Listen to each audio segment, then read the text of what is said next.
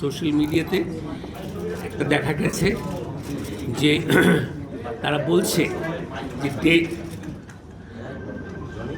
Daily star এবং প্রথম আলোর যারা সাংবাদিক তাদের ঘরে ঘরে গিয়ে তাদেরকে হত্যা করতে হবে।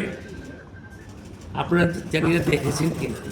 সো এটা যে একটা কাকতালীয় ঘটনা ঘটেছে তা না, এটা মার্ডারাস। আরেকটা কথা বলতে চাই, প্রথম দিনে আমি এটা অত সচেতন ছিলাম না।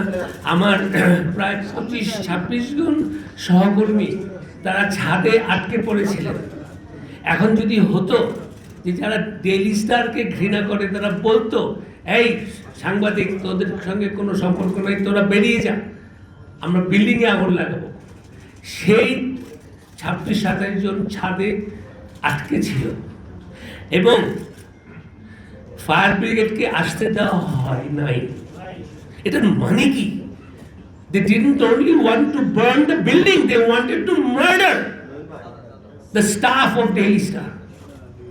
So we have entered, এটা ফখরুল ভাই খুব সুন্দরভাবে বললেন যে we have not only to just react, stand together, but we have to respond. We have entered into an era of murder.